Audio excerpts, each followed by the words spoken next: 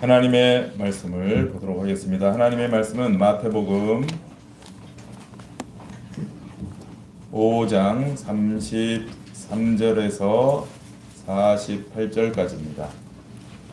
신약 성경 7페이지 정도 펴보시기 바랍니다.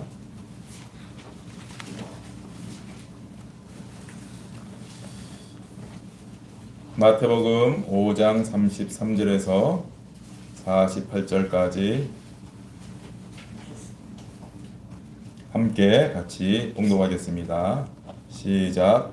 또 옛사람에게 말한 바 헛맹세를 하지 말고 내 맹세한 것을 주께 지키라 하였다는 것을 너희가 들었으나 나는 너희에게 이르노니 도무지 맹세하지 말지니 하늘로도 하지 말라. 이는 하나님의 보좌이미요 땅으로도 하지 말라. 이는 하나님의 발등상이미요 예루살렘으로도 하지 말라. 이는 큰 임금의 성임이요 내 머리로도 하지 말라. 이는 내가 한 터럭도 희고 검게 할 수 없음이라. 오직 너희 말은 옳다 옳다 아니라 아니라 하라. 이에서 지나는 것은 악으로부터 나느니라. 또 눈은 눈으로 이는 이로 갚으라 하였다는 것을 너희가 들었으나 나는 너희에게 이르노니 악한 자를 대적하지 말라. 누구든지 내 오른편 뺨을 치거든 왼편도 돌려대며 또 너를 고발하여 속옷을 가지고자 하는 자에게 겉옷까지도 가지게 하며 또 누구든지 너로 억지로 오리를 가게 하거든 그 사람과 심리를 동행하고 내게 구하는 자에게 주며 내게 꾸고자 하는 자에게 거절하지 말라. 또 내 이웃을 사랑하고 내 원수를 미워하라 하였다는 것을 너희가 들었으나 나는 너희에게 이르노니 너희 원수를 사랑하며 너희를 박해하는 자를 위하여 기도하라. 이같이 한즉 하늘에 계신 너희 아버지의 아들이 되리니 이는 하나님이 그 해를 악인과 선인에게 비추시며 비를 의로운 자와 불의한 자에게 내려주심이라. 너희가 너희를 사랑하는 자를 사랑하면 무슨 상이 있으리요? 이같이 아니하느냐? 또 너희가 너희 형제에게만 무난하면 남보다 더하는 것이 무엇이냐? 이방인들도 이같이 아니하느냐? 그러므로 하늘에 계신 너희 아버지의 온전하심과 같이 너희도 온전하라. 아멘. 마태복음 5장에서 7장까지 이 세 장, 5, 6, 7장은 그 산상수훈이라는 명칭을 갖고 있습니다. 예수님이 산에 오르셔서 하신 말씀, 교훈이라고 해서 산상수훈 이렇게 일컬어지는데요. 굉장히 이제 성경에서도 아주 유명한 부분입니다. 여러분도 산상수훈을 기억해 두시기 바랍니다. 마태복음 몇 장부터 몇 장까지라고요? 네, 5장, 6장, 7장 산상수훈입니다. 그런데 세상에 많은 사람들이 이 산상수훈을 인간의 윤리 도덕적 차원으로 이해를 하곤 합니다. 그래서 굉장히 훌륭한 말씀이다, 아주 좋은 교훈이다 이렇게 이제 얘기하곤 합니다. 안 믿는 사람들도 성경 가운데 이 산상수훈의 말씀은 아주 좋아하면서 인용하는 경우도 많습니다. 여러분이 잘 아시는 여기 인도의 성자라고 하는 마하트마 간디 아시죠? 간디가 힌두교인이거든요. 영국에서 유학을 하긴 했어요. 그런데 그러니까 기독교에 대해서 알죠. 그렇지만 그는 힌두교인입니다. 이제 많은 사람들로 칭송받는 아주 훌륭한 일을 한 간디, 이제 뭐 간디 학교도 있고 막 이렇게 하는데 이 간디도 성경 뭐 전체를 자신이 뭐 좋아하지는 않지만 이 산상수훈은 자기는 아주 좋아한다. 여기에 이제 배울 점도 많고 가치가 있다. 뭐 이렇게 얘기하곤 했습니다. 또 우리나라의 유명한 스님들도 산상수훈의 말씀을 인용하는 경우도 왕왕 있습니다. 그러나 여러분, 이 산상수훈은 예수님이 세상 사람들에게 주신 말씀이 아닌 것입니다. 우리가 이걸 잘 알아야 됩니다. 예수님께서 이 말씀을 주신 것은 인간의 윤리 도덕을 한 차원 더 높이기 위해서 주신 게 아니에요. 이 세상을 더 멋지게 만드시기 위해서 주신 말씀도 아닌 것입니다. 그런 면들이 있어 보이죠. 읽어보시면 그런 면들이 있어 보입니다. 하지만 그런 목적으로 주신 말씀이 아니다라는 것을 여러분 분명히 아셔야 됩니다. 다시 말해서 이 세상에 지혜를 주시기 위해서, 이 세상의 어떤 개선을 위해서 세상 사람들과 공유하라고 주신 말씀이 아닌 거예요. 그러면 여기에서 우리가 분명히 알아야 될 게 뭐죠? 이제 예수님이 이 산상수훈을 말씀하신 대상이 누구며, 첫 번째 대상이 누구며 무슨 목적으로 말씀하셨는가, 이 두 가지를 분명히 알아야 되겠죠. 그렇죠. 그러거나 말거나 상관없습니까? 이 중요하다니까요. 이 산상수훈을 말씀하신 분이 예수님인데, 예수님이 그 말씀하신 대상이 누구며 무슨 목적으로 이 말씀을 하셨는가, 이걸 아는 것은 너무너무 중요한 것입니다. 오늘 그 설교의 핵심이에요, 사실은. 그걸 이제 알아보겠습니다. 먼저 예수님이 왜 산에 올라가셔서 말씀하셨는가, 이것부터 알아야 됩니다. 왜 산에 올라가셔서 말씀하셨는가? 산에 올라가면은 이렇게 목소리가 잘 이렇게 멀리 전달되니까 이렇게 산에 올라가셔서 말씀하셨나? 그런 게 아닙니다. 이렇게 하신 이유는, 산에 올라가셔서 말씀하신 이유는 하나님께서 구약 이스라엘 백성들을 애굽에서 나오게 하시고, 구원이죠. 나오게 하시고 홍해를 건너고 광야를 지나게 하셔서 어디에 이르게 하십니까? 신의 산에 이르게 하신 거예요. 신의 산.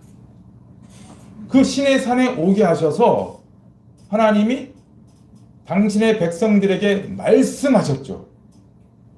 산에서 말씀하십니다. 십계명을 말씀하신 거예요.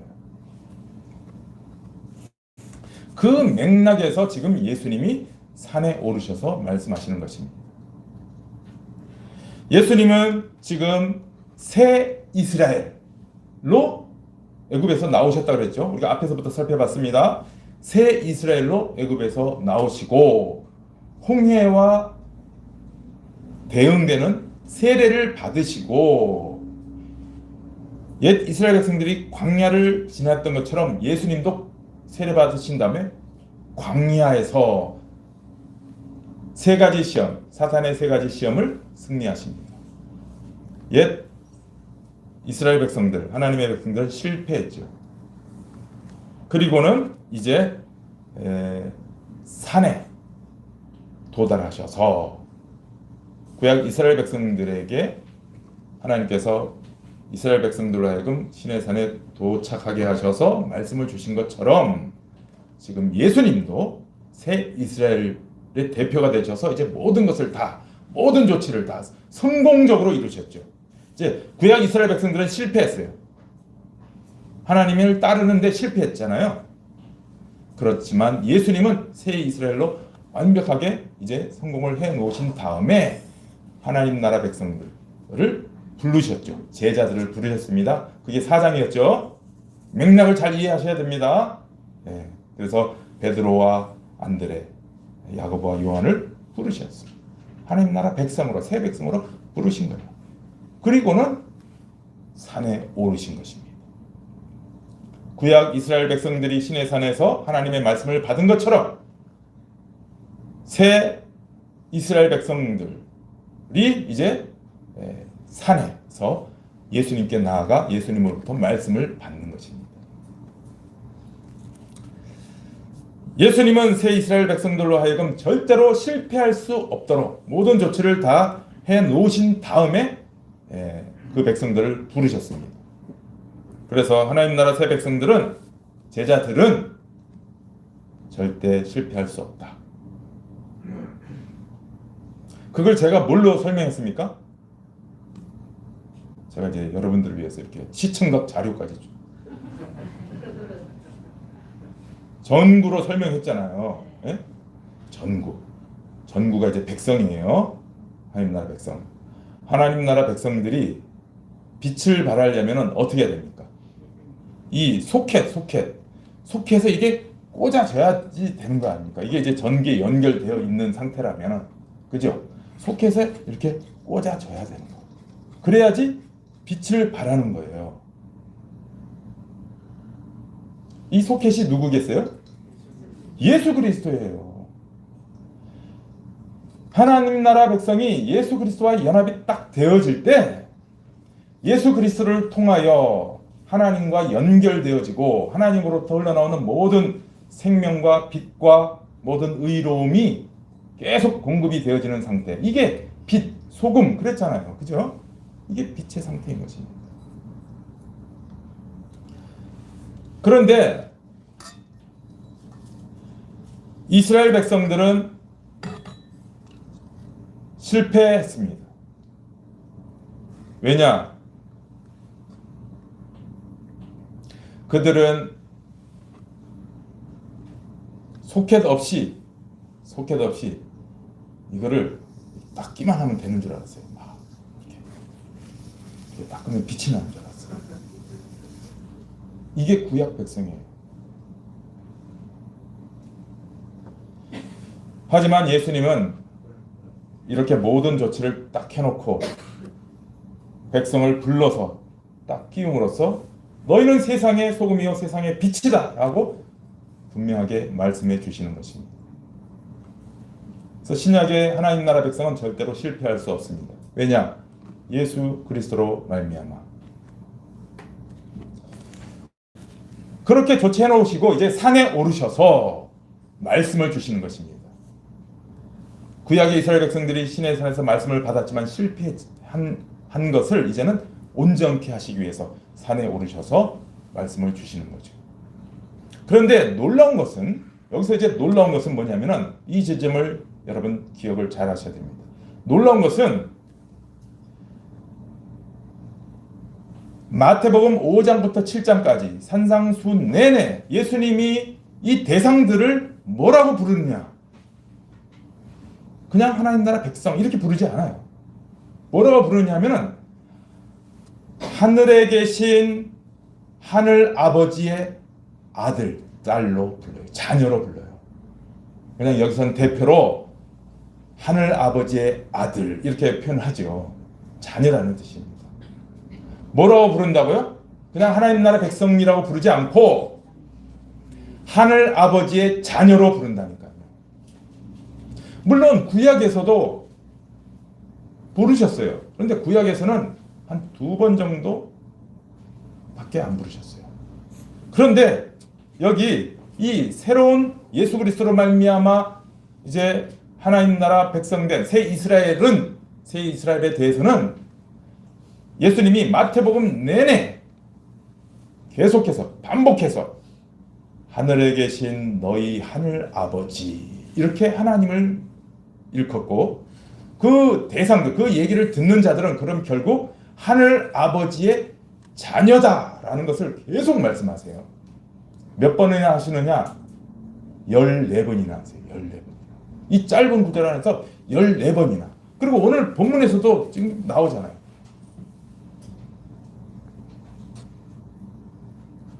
그러니까 산상수는 누구에게 주시는 말씀입니까? 하늘 아버지의 자녀들에게 주시는 말씀이에요.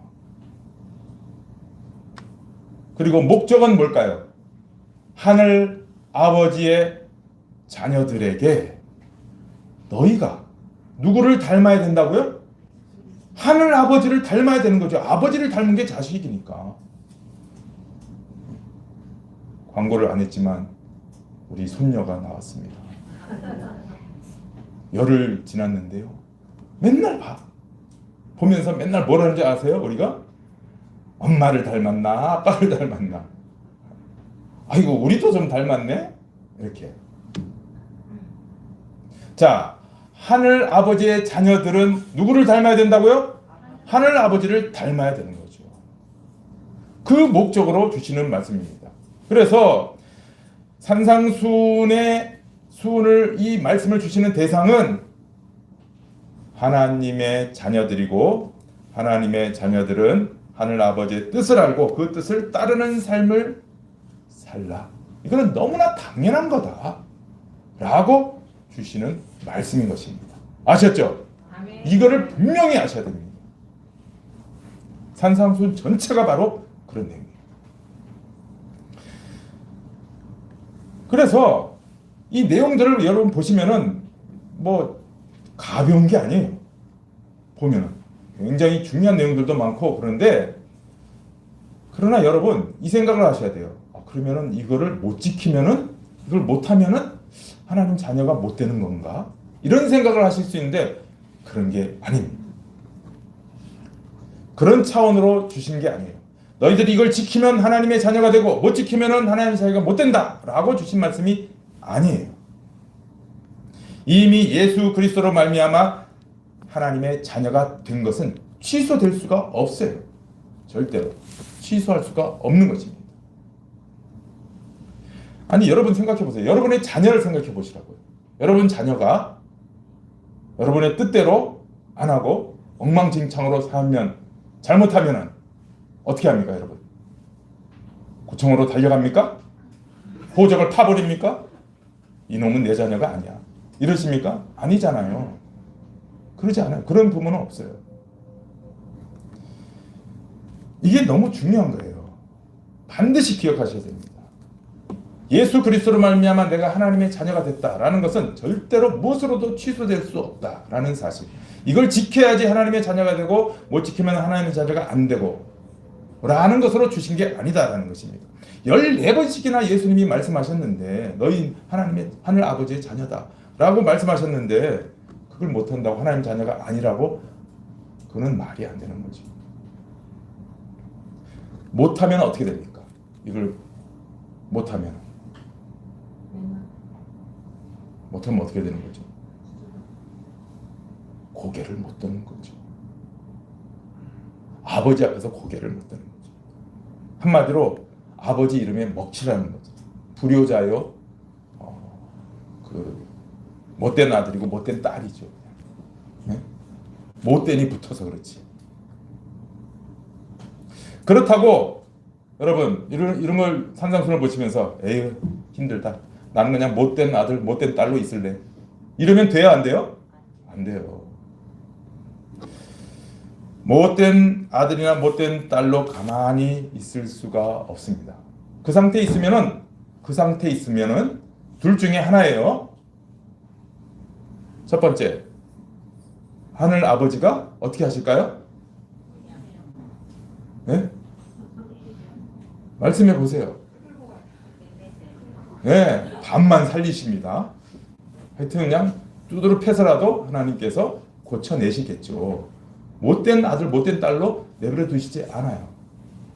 근데 계속 저 사람 보니까 계속 못된 아들 못된 딸 같아. 계속 아무 일도 일어나지 않아. 못된 상태로 그대로 있어. 그럼 두 번째는 뭘까요? 예? 어떻게? 나머지 반을 어떻게? 아니요. 그건 이미 했잖아요. 고쳐내시든가, 아니면 두 번째는 자녀가 원래부터 아니던가.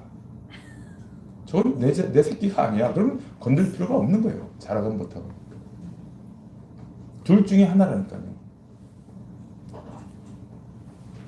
하늘 아버지의 자녀들의 특징이 뭔지 아세요, 여러분? 하늘 아버지의 자녀들의 특징은 그 하늘 아버지의 뜻대로 못하고 엉망진창이 될 때 자기 상태를 알고 하늘 아버지 앞에 가난한 심령으로 나가요. 그래서 첫 마디가 심령이 가난한 자는 나오는 거예요. 팔복이 그냥 처음엔 있는 게 아니에요. 그게 다 이것을 위해서 미리 말씀하신 거예요. 이럴 때 가난한 심령으로 아버지 앞에 나가서 아버지여, 저는 요 모양 요 꼴입니다. 정말 알고 보니 제가 이런 자 맞습니다 하고 애통해 한다니까요. 그 다음에 애통하는 자 나오자. 애통해 하면서 그 다음에는 온유, 겸비해져요. 겸손해져요. 그리고 어떻게 합니까? 그 아버지를 향하여서 의에 줄이고 목말라 한다니까요. 저는 실력이 없으니 아버지, 저를 향하여서 의를 베풀어 주시고 하늘의 것으로 제 심령을 채워주세요. 이렇게 해서 새롭게 하나님이 주시는 좋은 것으로 채워가며, 그리고는 이런 것들을 다시 또 이루어가는 하나님의 자녀의 삶을 살아가는 것입니다. 여러분, 이거 너무 중요한 겁니다. 이 개념을, 산상수훈 읽을 때 이 개념을 놓치게 되면 산상수훈이 하나의 율법이 되어버려요. 그래가지고 이거 지키면 못 지키면 이쪽으로 가가지고 얼마나 괴로운지 몰라요.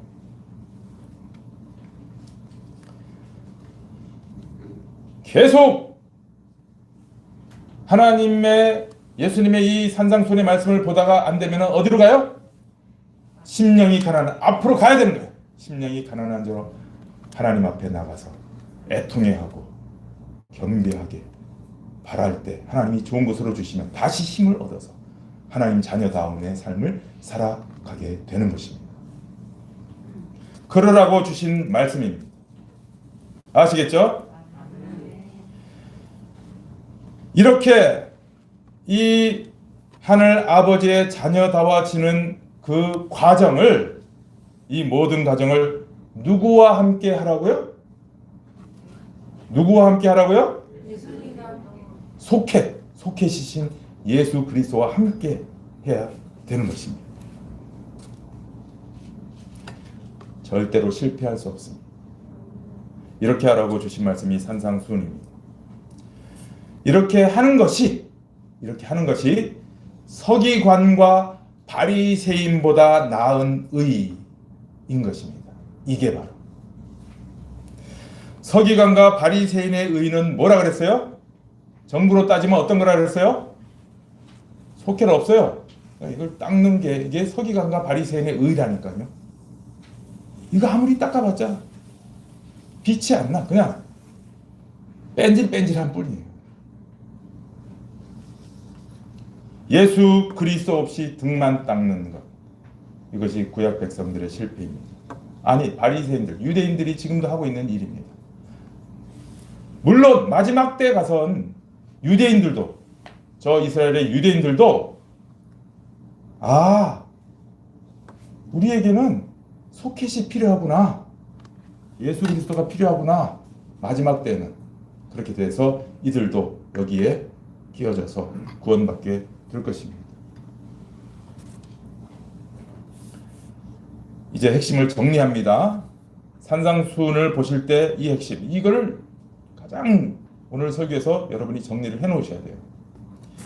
예수 그리스도를 믿고 그리스도와 연합된 자, 혹은 예수 그리스도를 영접한 자는 하늘 아버지의 자녀가 된 사람입니다. 그래서 하늘 아버지를 닮은 자녀가 되었기 때문에 하늘 아버지의 뜻을 따라서 그 아버지를 닮은 자녀답게 살아가라고 주신 말씀이 산상수훈이다 라는 것, 이것이 바로 서기관과 바리새인의 의보다 나은 의다 라는 것 잊지 마시기 바랍니다. 그래서 이 오늘 말씀 있잖아요. 이 전부 이 말씀, 그리고 이 앞에 어제 본문 읽으셨죠? 어제 본문부터 시작해서 오늘 이 전부 내용이 다 어디서부터 이어져 오는 말씀이냐면은 20절 넘겨보세요. 20절, 이 앞에 20절, 여기서부터 이어져 오는 거예요. 읽어봅시다. 시작. 내가 너희에게 이르노니 너희 의가 서기관과 바리새인보다 더 낫지 못하면 결단코 천국에 들어가지 못하리라. 서기관과 바리새인들이 하는 의는 어느 정도라고 했어요? 대단하다고 했죠. 목숨 걸고 이걸 지키는 거예요. 목숨 걸고. 율법을 지키기 위해서 목숨을 건다니까요. 제가 얘기했잖아요. 안식일 날에 전쟁 나도 절대로 안 뛰어. 칼 들고 뒤에서 막 달려오는데도 걸어서 도망가. 왜? 일하지 말라 그랬다고. 칼 맞아 죽어 그냥. 그 정도로 지킨다니까요. 근데 예수가 없어요.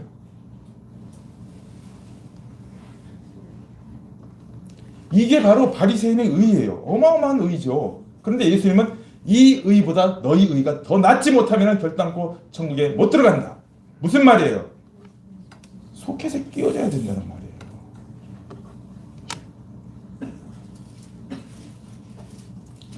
전구가 소켓에 꽂혀 있는 상태. 그래서 하나님 아버지와 연결되어져 있는 상태. 그래서 빛이 계속 전기가 계속 공급되어지는 상태. 이게 바리새인보다 나은 의인 것입니다. 그러니까 예수 그리스도가 우리에게는 절대적으로 필요한 것이고 예수 그리스도가 없으면 우리는 아무것도 아닌 것이 되는 것입니다.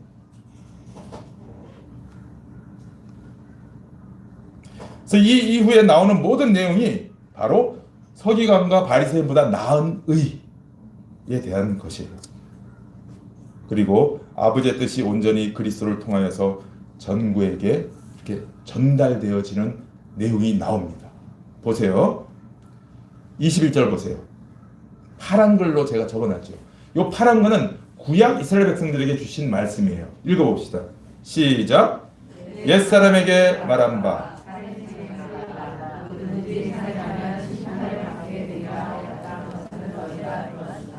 이렇게 말씀하셨어요.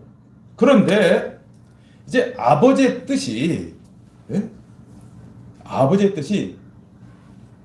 예수 그리스도를 통하여서 이렇게 이 진의는 이거다라고 예수님이 말씀하시는 거예요.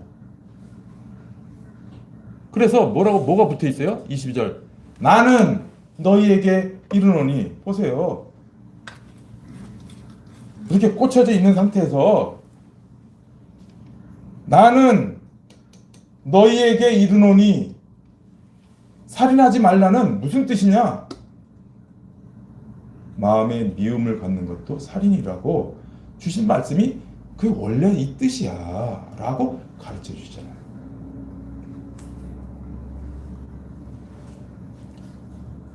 나는 살인 안 했어. 나 살인 안 했거든. 뭐 하는 거예요? 닦고 있는 거라니까요.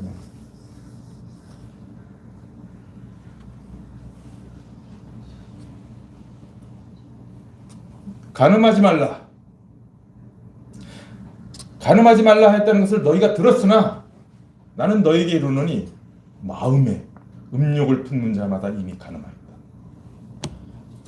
10계명 가운데 7계명 간음하지 말라 있어요. 근데 그게 나 간음 안 했어. 속으로는 아주 더러운 생각하면서 간음 안 했어. 바리새인들이 그러면서 나는 율법 지켰지. 뭐 하고 있는 거라고요? 닦고 있는 거라고요. 예수님이 말씀하시잖아요.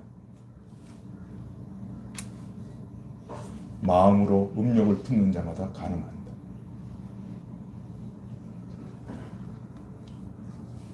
누구든지 아내를 버리면 이혼 증서를 줄 것이라 했으나 나는 너희에게 이르노니. 자, 오늘 본문 넘어가세요. 위로. 네. 또 옛사람에게 말한 바 헛맹세를 하지 말고 맹세한 것은 지키라. 그러나 나는 너희에게 이르노니 맹세하지 말아라. 눈은 이로 갚으라 했던 너희가 들었으나 나는 너희에게 이르노니. 계속 나는 너희에게 이르노니.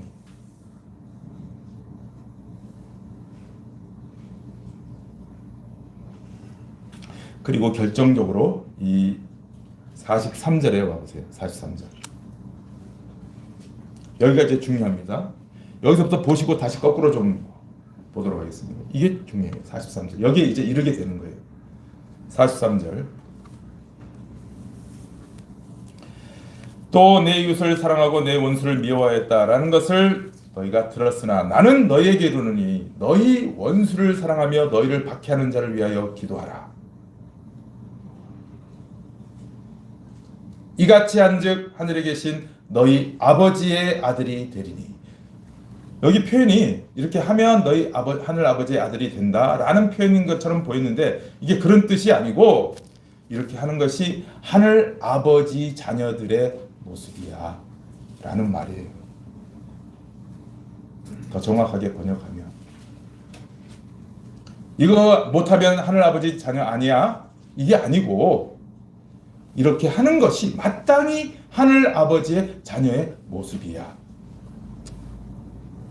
그걸 어떻게 할 수 있어요? 그 다음 보세요. 이는 하나님이 그 해를 악인과 선인에게 비추시며 비를 의로운 자와 불의한 자에게 내려주심이라. 너희가 너희를 사랑하는 자를 사랑하면 무슨 상이 있으리요? 세리도 이같이 아니하느냐? 또 너희가 너희 형제에게만 무난하면 남보다 더하는 것이 무엇이냐? 이방인들도 이같이 아니하느냐? 너희는 내 자녀 아니냐? 이 얘기예요 지금. 그래서 48절 함께 같이 읽어봅니다. 시작. 그러므로 하늘에 계신 너희 아버지의 온전하신 것 같이 너희도 온전하라. 이렇게 말씀하시잖아요.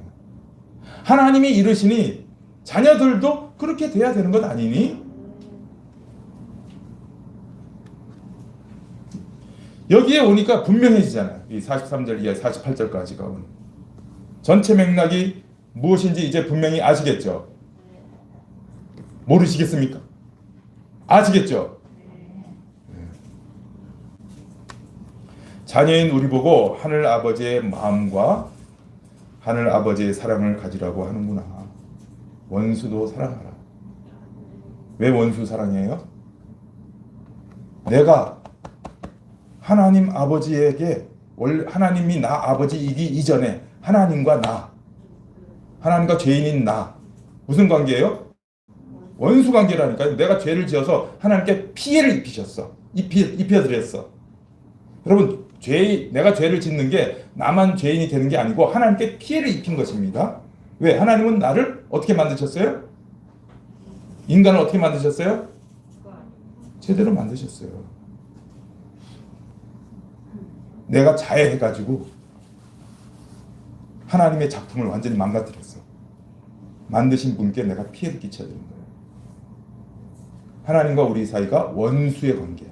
그런데 내가 원수인 나인데 하나님이 원수인 나를 어떻게 하셨어요? 사랑하셨다니까. 아들을 주시기까지 사랑하셨습니다. 그래서 하나님의 자녀는 하늘 아버지의 마음과 하늘 아버지의 사랑을 가지라고 하는구나를 깊이 깨달으면 되는 것입니다. 여기 43절부터 48절까지를 잘 아시고 이 위에 있었던 이 살인, 간음, 또 무슨 이혼, 또 무슨 맹세, 보복 이런 것들을 여러분 적용은 이 큰 맥락 안에서 여러분 각자가 적용을 하시면 돼요. 여러분의 상황에 맞게. 중요한 거는 뭐냐면은 계속 말씀드리지만 하늘 아버지의 자녀다운 삶을 예수님이 지금 말씀하고 계시는구나. 이거를 분명히 아시기 바랍니다. 그래서 적용을 어떻게 하시느냐? 이렇게 하시는 거예요. 살인하지 말라. 마음에 미움이 있으면 이미 살인한 거구나. 형제에 대해서 라가라고 하는 자는 라가가 뭔지 아세요? 예, 우리나라 욕으로 얘기하자면 이스라엘 욕인데 우리나라 욕으로 하자면은 진짜 수준 등급으로 따지면 1, 2, 3, 4, 5, 6, 7, 8, 9, 10 등급으로 따지면은요 10이 제일 심한 욕이라고 그러면은 바보 이거 우리 등급으로 따지면 얼마나 될까요? 1 정도 될까? 2 정도? 예? 바보리 많이 하잖아요. 그러면은 지옥불에 떨어진대요. 미련한 놈 이렇게 하는 형제에 대해서 뭐가 있기 때문에요? 미움의 마음이 있기 때문에 말이 그렇게 나온다는 걸 예수님이 지적하시는 것입니다. 그러니까 마음의 문제구나 이제 깨닫게 돼요. 마음이 안 좋은데 좋은 말이 나갈 리가 없지. 욱하고 함부로 말할 수밖에 없구나. 내가 지금 그런 상태구나. 하늘 아버지께서는 내가 원수였는데 나를 용서하시고 사랑하셨는데 나는 하나님의 마음을 갖지 못하고 있구나. 나 왜 이 모양이지? 그러고는 그냥 그 상태에 가만히 있으면 돼야 안 돼요? 아, 나 이게 해도 잘 안 되는데? 해도 잘 안 되는데? 그러고 가만히 있으면 돼야 안 돼요? 어디로 가라갔어요? 앞으로. 예, 앞으로 어디? 심령이 가난한 자, 하나님 아버지, 제가 왜 이 상태일까요? 저는 정말 이 모양입니다. 저를 불쌍히 여겨주십시오. 저를 긍휼히 여겨주십시오. 애통해야 돼요. 그리고 겸비하게 하나님께 구해야 돼요. 의를 주시옵소서. 저에게 힘을 주시옵소서. 그래서 좋은 것으로 받고 다시금 힘내서 마음을 새롭게 하는 삶을 살아야 되는 거죠. 간음하지 말라. 마음의 음욕을 품는 것은 이미 간음이구나. 야, 내가 그런 생각 많이 했는데, 그리고 그냥 이상한 거 많이 보고 막 했는데, 내 마음 상태까지도 깨끗하기를 원하시는구나, 아버지는. 그럼에도 나는 자꾸 쉽게 미혹되고 거기에 빠지는가? 예수님이 하신 말씀이 오른 눈도 빼고 오른손도 잘라버려라. 그거 빼고 지옥불에 안 가는 게 낫지 그걸 가지고 가면 되겠냐? 이렇게 말씀하신 정도로 죄를 가감히 도려내려고 말씀하시는구나. 그런데 나는 잘 안 되고 계속 미혹된다. 이럴 때 어떻게 하라고요? 이럴 때 어떻게 하라고요? 다시 앞으로 가요. 심령이 가난한 상태. 아버지, 제 힘으로 잘 안 돼요. 제가 자꾸 마음의 음욕이 생깁니다. 애통해야 되고요. 겸비하게 구해야 돼요. 하늘 아버지가 주십니다. 좋은 것으로 주세요. 그럼 다시 힘을 내서 하나님 자녀답게 살아가야 되는 것입니다. 맹세하지 말라. 맹세. 여러분, 맹세는 왜 하는 거예요? 내가 옳음을 주장하는 거 아니에요. 내가 옳음을. 야, 내가 이렇게 옳은데 아니라고 하니까 막 그냥 온갖 것 다 동원해서 자기 옳음을 주장하는 거죠. 내가 나를 증명하는 데 집중하다 보면 내가 나를 아주 그냥 내 중심을 아주 지켜내기 위해서 애를 쓰다 보면 하나님도 내가 써먹을 수 있구나. 이게 맹세예요. 보세요, 전부. 야, 그걸로 맹세하지 마. 그거 하나님이 지으신 거예요. 그걸로 하지 마. 예수님 말씀하시잖아요. 하나님도 이용해 먹을 수 있는 나 중심성. 아, 이거 두려운 거구나. 깨달으시면 하지 말아야지. 근데 잘 안 돼. 그러면 어떻게 해야 돼요? 잘 안 되면 어떻게 하라고했어요? 예, 다시 앞으로.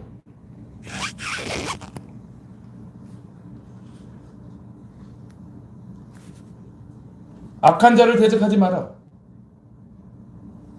눈에는 눈, 이에는 이.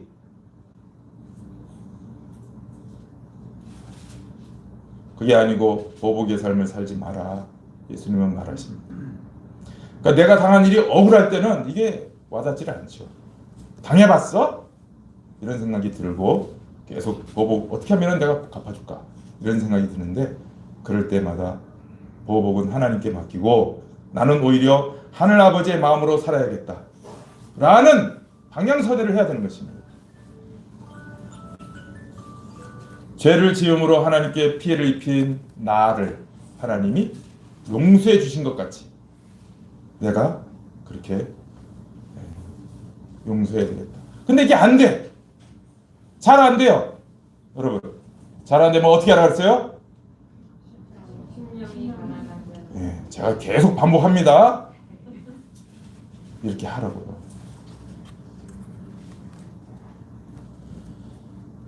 여러분은 하늘 아버지의 자녀입니다. 차원 다른 사람들이에요. 어찌 죄로 타락한 세상 수준의 사람으로 계속 살아가야 가려 하십니까? 하늘 아버지께서 여러분 한 사람 한 사람을 향하여서, 우리를 향하여서 이렇게 말씀하고 계시는 것입니다. 이게 전부 그 얘기예요. 산상수훈 얘기가 전부 그 얘기예요. 너는 내 사랑하는 아들이다. 너는 내 사랑하는 딸이다. 이렇게 말씀하시는 거예요. 전부. 계속 반복해서. 너는 나를 닮은 내 새끼야. 생각과 말과 행동이 남다를 수밖에 없는 존재로 내가 너를 빚었다. 이렇게 말씀하시는 거예요.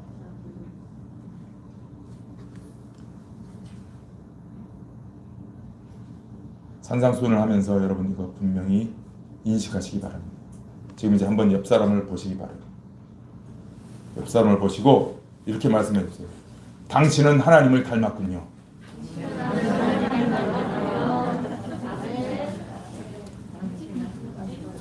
다시 한번. 당신은 하나님의 자녀가 분명합니다. 그리고 스스로도 자신에게 그렇게 말씀하세요. 무슨 일을 닥칠 때, 어떤 일을 맞닥뜨릴 때, 나 하나님의 자녀지. 이거를 스스로에게 말해주시기 바랍니다. 나는 하나님을 닮은 하나님의 자녀야. 하나님의 자녀답게 살아야지. 그렇게. 안 될 때는 어떻게 하라고요? 애통하는 마음으로, 가난한 심령으로 하늘 아버지를 찾으세요. 아버지가 그냥 못 들은 척하지 않습니다. 이 다음에 이 산상수훈 내용 가운데도 나와요. 구하라, 찾으라, 두드리라. 그러면 하늘 아버지께서 어떤 걸로 주신다고요? 좋은 것으로 주신다. 그렇게 되어 있습니다. 오늘부터 그렇게 하나님의 자녀답게 살아가시기를 주님의 이름으로 축복합니다. 오늘 설교를 절대로 잊지 마시기 바랍니다.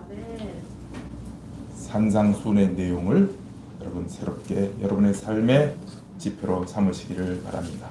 찬송을 부르겠습니다. 찬송가 436장 이제 부르시고 결단기도 하겠습니다. 436장. 나 이제 주님의 새 생명을